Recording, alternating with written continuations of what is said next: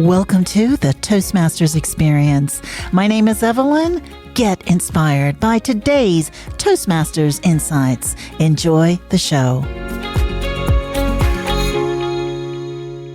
And welcome to another episode of the Toastmasters experience. I'm excited and delighted to have on the Zoom airwaves with me today, Urmi. Hi. Hi.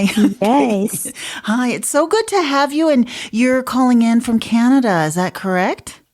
That's right. I'm calling from Montreal. Montreal. Fantastic. Fantastic. Now we're going to get straight into it. What motivated you to join Toastmasters and what clubs are you currently in? So let me tell you a little bit about what motivated me to join the Toastmasters, because we have to go a bit far back in time. We have to go back in 2019. And initially when I joined Toastmasters was because I was a little bit hesitant about my career path. I wasn't sure if I wanted to work in university as a professor or do something else. And then one day I was watching a TED Talk, and I was also watching a couple of speeches, especially those given by Meghan Markle. And I got inspired by the speeches that I was listening to. Because I'm a big fan of TED Talks, I was motivated to join Toastmasters because my main goal and motivation in life is to deliver a TED Talk or a TEDx. And that's how I joined the Toastmasters in 2019. The club that I initially joined was called Royal Speakeasy, which no longer exists. And currently I'm part of the WOW Club, which stands for Words on Wings Club. Are you currently an executive or are you just a member? I'm just a member. I used to be an executive for my previous club. Okay. And I think you shared with me you were VP. VP of Education and President. So you joined in 2019. I want you to share with us, what was your first experience when you first delivered a speech? How did that go at your Toastmasters Club? My first speech was the icebreaker. Let me tell you, when I gave my first speech, I remember I wanted to be special, unique, and very original. Oftentimes, people who are giving an icebreaker are usually telling about their life. It's more like, this is how it all started with me. This is how, this is what I did when I was a child. And when I became an adult, I've been doing this. It's usually like there is a timeline, and people are just talking about their passions and stuff like that. But I wanted to make it a bit more unique and special. So my first speech was actually about my name. It was about the meaning of my name and how it was all related to who I am as a person. And so my name is Urmi, which means wave. And it all started by giving an icebreaker just about my name. And initially I was very nervous the first time, of course, like every speech that you give, very nervous. I remember thinking, oh my gosh, like I'm going to die after this.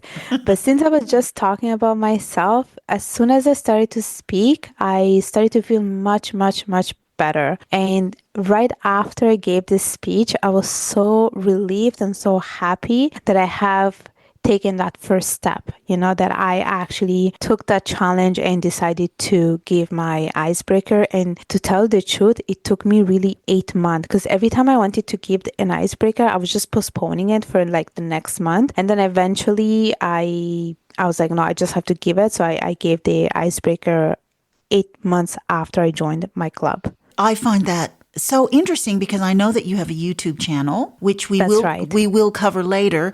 So it took you 8 months for your, yes. Wow. Did the VPE just kept trying and you just said, no, I can't do it? Or what made you decide, oh, I'm going to do it now? Actually, I had a mentor. At Toastmaster.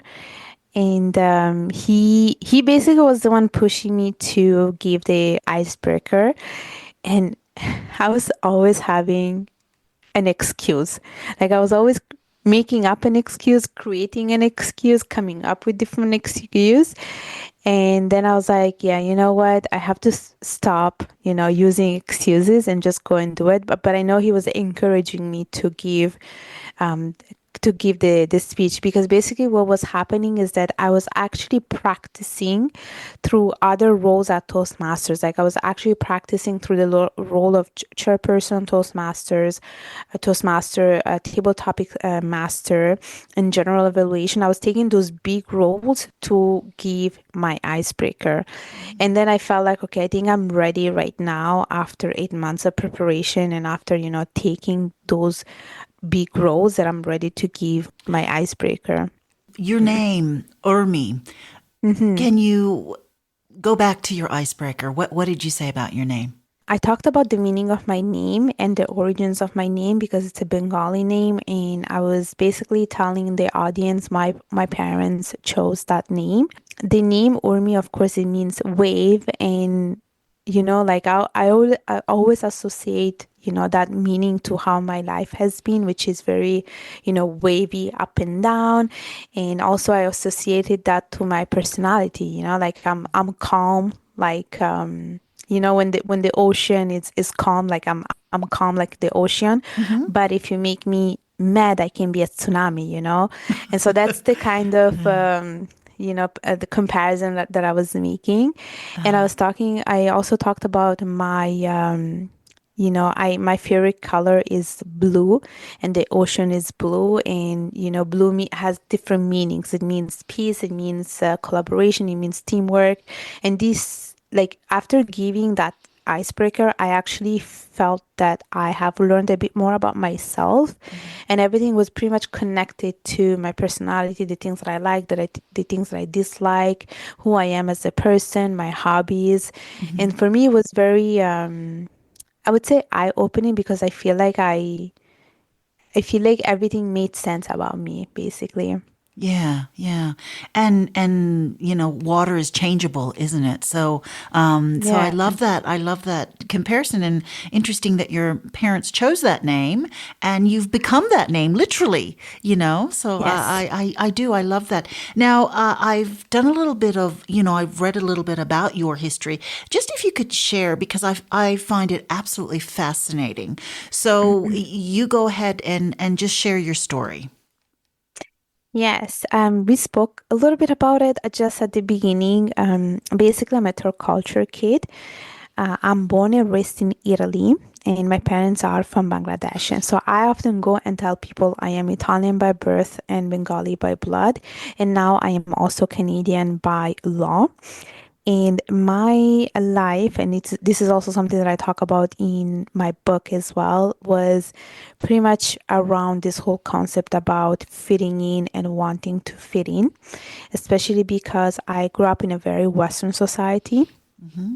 but often I struggled in fitting in, meaning that no one made me feel like I did not fit in, but I always felt like I was misplaced because I grew up predominantly in a very Western society. All the people around me were pretty much Italian, and there were not that many people that looked like me.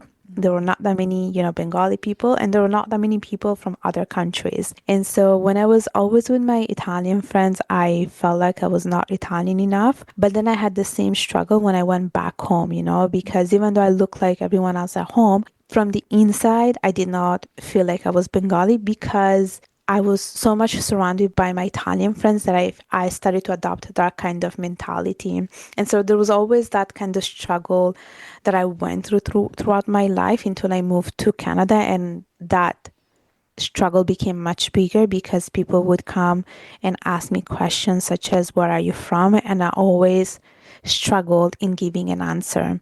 Meaning that if I would say I'm Italian, people would question it because I don't look Italian. And if I would say I'm Bengali, people would question it anyway because I have a strong Italian accent when I speak English. So no matter what I said, no one was happy. Everyone was always questioning everything. And then after many years of inner work and inner reflection, I started to realize who I am and what I wanted to represent and embody. And this is when I finally came to accept that it's not a bad thing to have double cultures or two cultures in you. It represents your strength, because not only you have a vision of one world, but now you have a vision, a second vision that comes from the second culture that you have. So I started to accept myself and embrace myself with this two beautiful cultures, and that's why I always say I am Italian-Bengali. So how long have you been in Canada?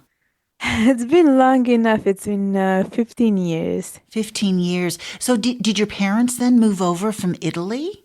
No, my parents moved to UK. So your parents live in the UK, but That's you right. you decided to move to Canada. That's right. So with the schooling, where did you do your schooling at then? In different places, actually, Okay. in Yeah. different places. And that's the thing about our culture, kids, is that we're everywhere but nowhere. Yeah. Meaning that when I was living in Italy, we moved around a lot. So I was born in Sicily, lived there for 9 years. I did part of my elementary school in Sicily. Then we moved to the north. I did part of my high school in Milan. Then we moved to UK where I did a little bit of high school, came back to Italy where I did the rest of my high school years, and then I moved to Canada where I did my university. So basically, my upbringing has been pretty much spread around Europe and Mm. as well as my education. I think that just makes you a more interesting and rich person, and you've got more stories to tell, which is perfect for Toastmasters. When you moved to Canada Yeah. and people started questioning you, was that making you a bit more? I don't. What's the word? Like maybe a bit confused about what to say, or could that also have been a reason that you joined Toastmasters because you wanted to voice how you were feeling?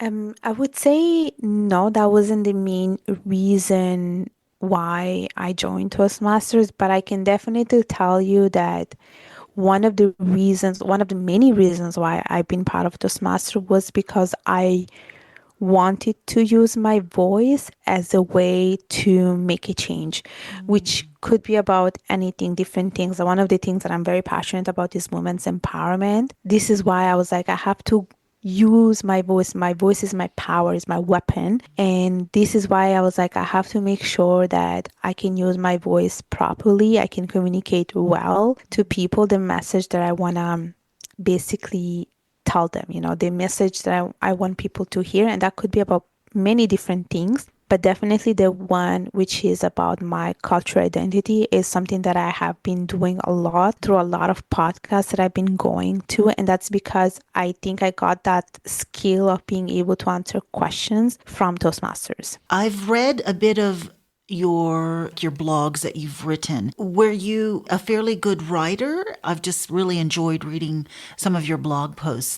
Basically, I would say that when it comes to writing, basically there is a story behind all those writings. Back in 2020, I actually created my first blog, and when I created my first blog, the reason was that I wanted to work on my writing skills because at the end I wanted to self-publish a book. And so I started to use my blog as a way to, get a message out there, to work on my writing skills, and to also spread my knowledge to the world. So I had a blog for like 2 to 3 years, and then once I closed it, I was like, okay, I still want to keep writing. And so what happened is I started to see that there were a lot of organizations, websites, magazines that were always looking for writers.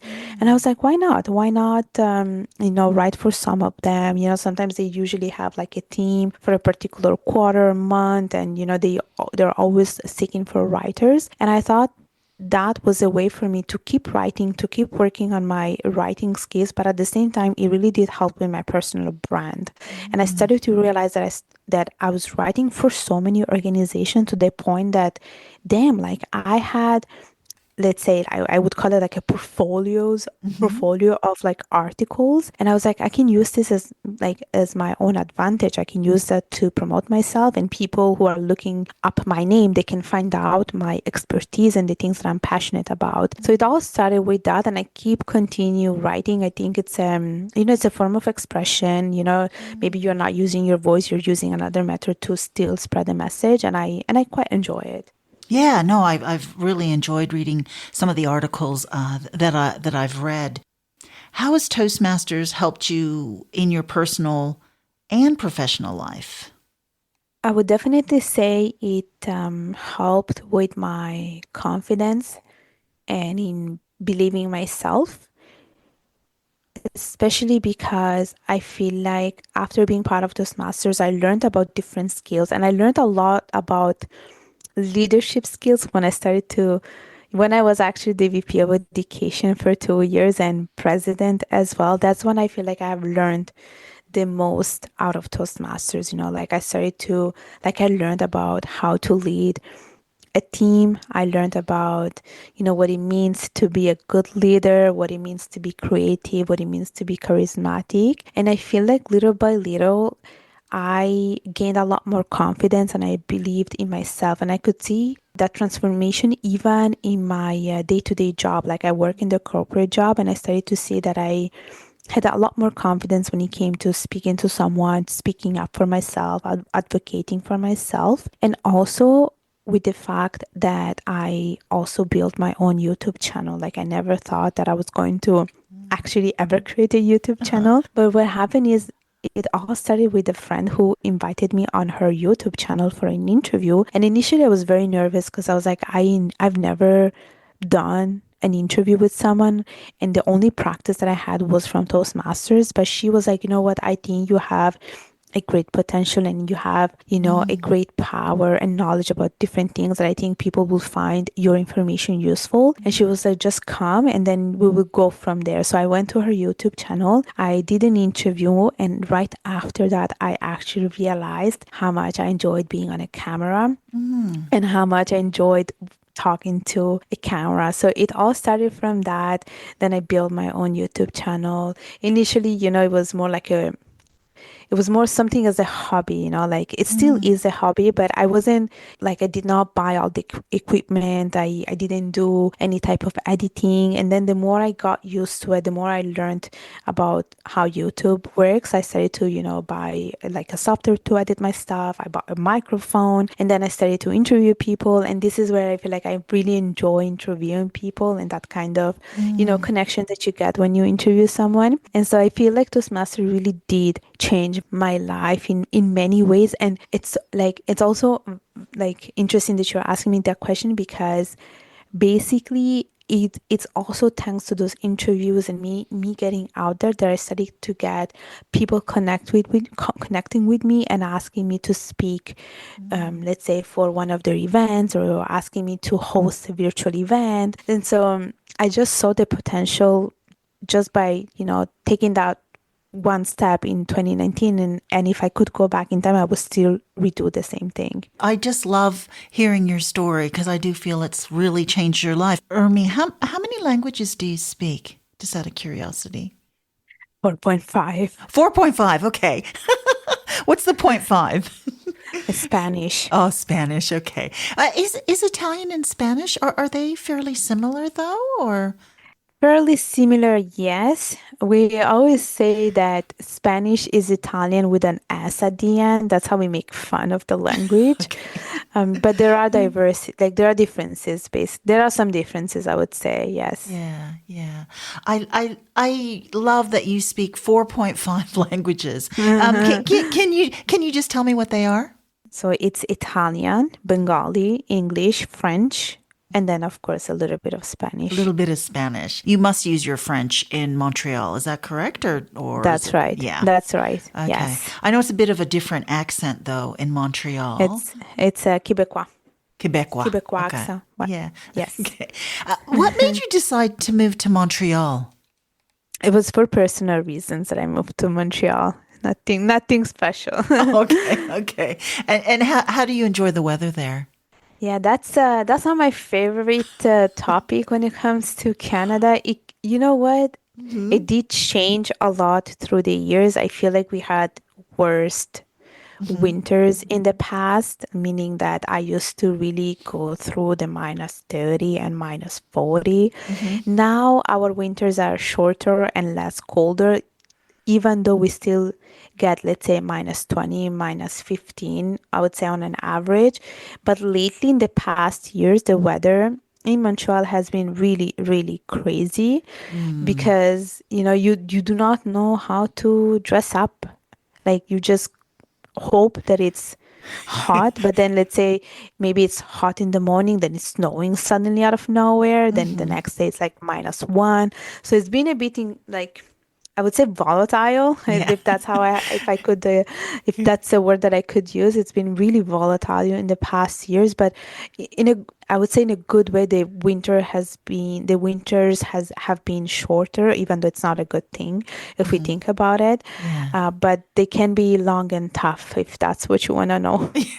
Yeah, no, I think the weather is just actually weird everywhere. All over the world, it seems to be quite different. But I know that you grew up, your earlier years were in Italy, and I'm sure it was quite warm when you sort of growing up in that warm weather, and then the UK and now Canada. So Yes. so do you go back to the UK to visit your parents? Yes, I go to the UK to visit my parents. That's the thing. When I'm asked about UK, this is the place where my parents live, but I don't have an emotional connection to this country. I don't, Yeah, because it's not where I grew up, and it's not what I consider to be my home. It's not my home. It's not. right. Yeah. Where do you feel your emotional connection to? Italy. Italy. Okay. And Yes. what part of Italy? Milan, because Milan. that's where I have most of my vivid memories from. Yeah. So your high school memories. I think you said that was high school. Is that correct? Yes, that's Yes. right. My high school memories. Yeah. Yes. Yeah. I find that interesting is I feel so connected to my high school friends as well. There's something about, that stage from, 14 to 18 when you're growing up and you're just, That's right. Yes. doing all the naughty things or trying to figure your life Exactly. out. So I do That feel, yes. yeah, that's, I love Yes. that. I love that. So now you're in Canada. And so I wanted you just to share a little bit about what you do as far as professional goes. Do you use public speaking in your professional job?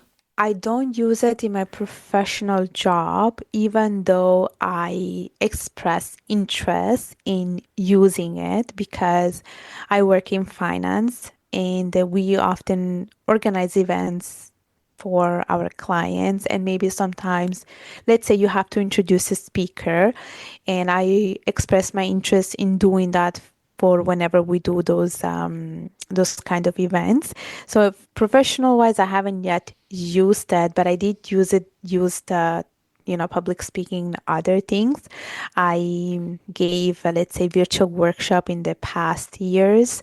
I also went to some in-person events where I was asked to give a mini speech about my experience with certain organizations. Hmm. Now I'm going to go, there is a Toastmaster conference happening in Montreal next week, actually. They're looking for volunteers who are supposed to be introducing the speakers. And I was like, aha, this is my chance to work on my Perfect. public speaking skills. So I actually signed up to introduce a speaker. Hmm. And then I'm going to a conference in 2 weeks. And before going to this conference, I asked the organizer of the conference if they're looking for help, anyone, to lead a panel session. Uh-huh. And they said, yes, so I'll be most likely leading a panel session, which like I feel a bit scared when I think about it right now, but I'm like, I can do this.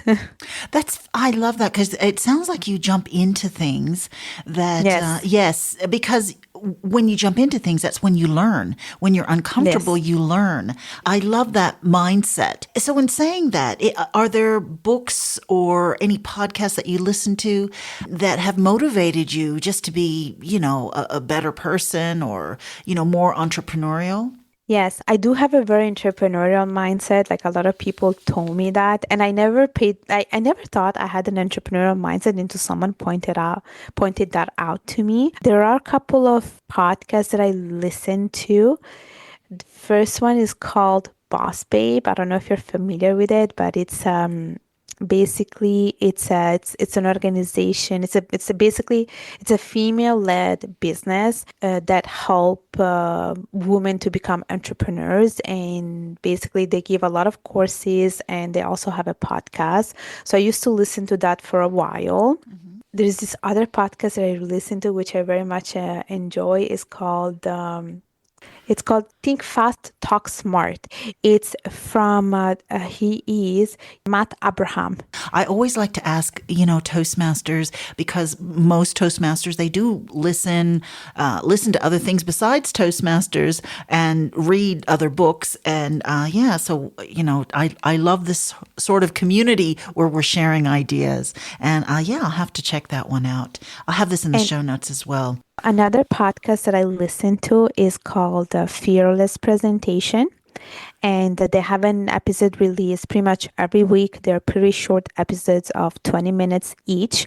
And it's a great podcast because they talk about public speaking and they give practical tips on how to be a great speaker and how to, deliver confidently. And the great thing about this podcast is that they basically tell you how to deliver a speech depending on like on the context, how to, let's say, give a sales speech or how to answer an interview question, those kind of things. So it's great because it goes into details and it just doesn't give you a general thing about public speaking. Like it really takes real life examples and then they give you the tips based on that. So fearless presentations. Okay.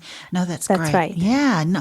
And what about a book that's transformed your life? This is a question that I don't like people asking me because I love reading books and I can never pick one that I can give because there's so many that I very much enjoy. I read a lot of books about personal development and self-development. So one that I think everyone knows is Atomic Habits Oh, yeah. by James Clear. Yes, There is yes, an yes. That's right.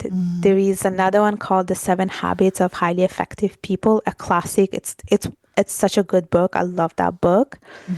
And then there is another one which is called How to Win Friends Yeah, and and influence. Yeah, Influence Them. yeah. Yes, those are my top three if you ask me Yes, to choose. yes. No, Okay. no, no. That's perfect. I love those three books. I really love the Atomic Habits. Habits. Just Yes. 1% better each day. I love that because Yes. it's manageable, and I think that's what makes the book relatable because it's manageable. So it's not Yes. too overwhelming.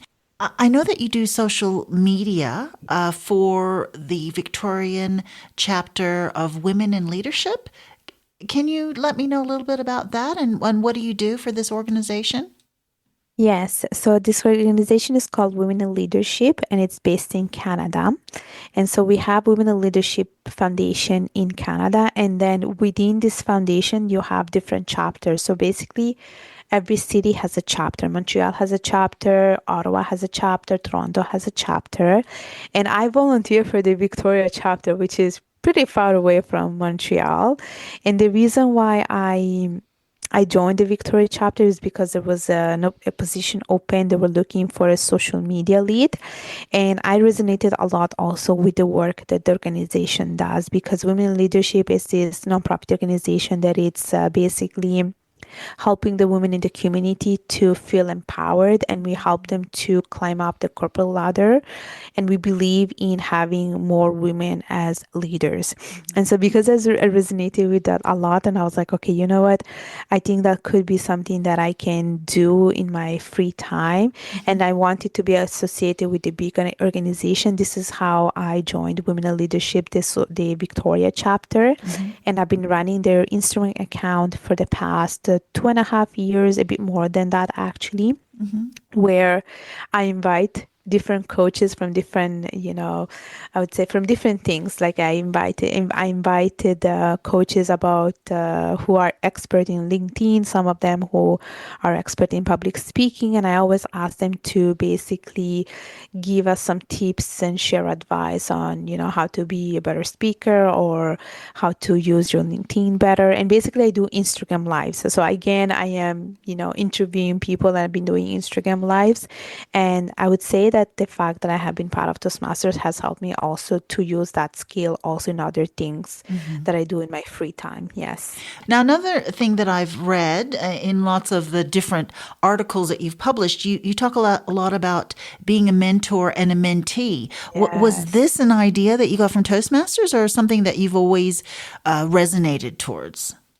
It was something that I have resonated towards, especially because I used to be a mentor back in 2013 when I was in university. And initially, I was very much unfamiliar with the word mentor. I actually never heard of the word mentor before 2013. And what happened is, back in the days, they were looking for a mentor, like they were looking for someone to be a mentor for the faculty of finance. And it was a part-time job. And I was like, yeah, why not? I'm gonna try. And, I'm gonna start making, an income or something. That was the only reason why I became a mentor. But then, after I became a mentor and I graduated from university, I feel like this word mentoring just kept showing up in my life as Hmm. if like the universe was trying to send me a message.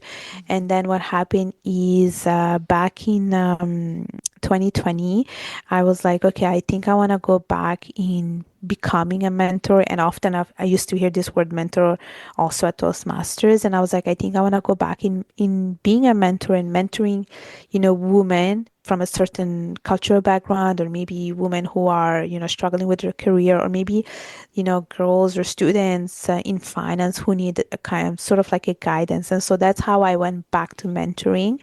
And I've been doing this role as a mentor for the past pretty much 5 years. Like I feel like if people ask me about myself, I always tell them that I am a mentor. Like it's part of my identity right now. It sounds like public speaking and Toastmasters has really transformed your life to be more out there. Is that a fair thing to say? Yes, definitely. I feel like it really did help me to get comfortable with the uncomfortable. I literally put myself out there. If I feel like if it wasn't for Toastmasters, I would have never done it. I literally would Mm, have never done it. Like I am very reserved, and I mm, don't like to be, out there. I don't want people to know about me. But mm. of course, now I pick and choose what I want people to know about me. And I feel like Toastmasters has helped me to be also professional in that sense. When did your book come out and what inspired you to write your book? So my book, it was self-published in 2022. The whole story with the book came, I would say basically what happened is I was reading another book back in the days, and I was very much inspired by the story of the writer, because as I was reading it, I was like, okay, this girl, she's just telling my story. So I reached out to her and I said, okay, how did you write your book? So she told me that it was like pretty much self-published. And I was like, oh, then I can do it too. Mm-hmm. And luckily, I had a friend who is also into books, and he self-published and published books. And what happened is, he told me to read this book called How to Write a Book in 30 Days. And so what happened is I was on vacation in Mexico. I was reading this book called How to Write a Book in 30 Days. Then I came back home and I was like, okay, I think I'm ready to write. And so every day for like 30 days, I wrote a chapter about my life, because if my book is basically my memoir. It took me 30 days. And after Mm. 30 days, what happened is I found a freelancer who helped me with the editing, formatting, coming up with a cover page, and that took like 2 weeks. Right after that, my book was ready to be self-published, and basically my book is basically what we talked about at the beginning of the episode, which is about my life in Italy from a perspective of a South Asian woman, and I talk about my struggle with my cultural identity. And what's the name of the book? It's called Discovering Your Identity: A Rebirth from Interracial Struggle. I will have all the information in my show notes. But if somebody wants to reach out to you, Urmi, what's the best way for them to reach out to you? The best way I would say is through LinkedIn. So if they just type my name, Urmi Hossain, they will find me. If people want to also see my stuff online, there is my YouTube channel called Urmi Hossain, and of course my book available on Amazon. What has been something about Toastmasters that has absolutely surprised you? I would say it's about how much you can get out of it, because people go to a Toastmasters meeting thinking that you're gonna learn how to be a great speaker, but it's not just that. I think there is, I will always say it's like a package of different skills that you learn that is not just public speaking. You learn about leadership skills, and with leadership skills, there is a lot of things that you learn. You learn about communication skills, active listening skills, you learn about critical thinking skills, you learn about how to answer a question, like an impromptu question. There are different things that you learn. And at the same time, you also get to meet people that are passionate about public speaking and who are very similar to you. So you are surrounded by people that are similar to you. You succeed when you are surrounded by people who believe in the same thing that you believe in. And so you get a lot of things from Toastmasters. I would say those were pretty much the two big things that I got. Mm-hmm. And, the more you give, the more you're going to get out of it. Yeah, definitely, definitely. So what does communication mean to you? Communication, I always think about this phrase, which is less is more. Because I used to think that, yeah, the more someone speaks and communicates, the better we'll get their message across. But I learned that, you can have a very short and sweet speech and still get your message delivered. Urmi, it's been such a pleasure talking to you today, learning about your life and how Toastmasters has inspired you to be better and to do better. But I want to ask you one last question. What advice would you give someone who is considering joining Toastmasters? So for someone who wants to join Toastmasters, I would say when you attend the first meeting, ask them to call you up for a table topic session. And why I say that is because it's in that moment in specific that you will realize what kind of speaker that you are and in what you have to and in what elements of public speaking you have to work on. And I would say table topic session really does test a lot of your public speaking skills. So that would be my advice. And then based on that, you can make your own decision. Thank you so much, Urmi. It's been such a pleasure having you on the Toastmasters experience. Thank you.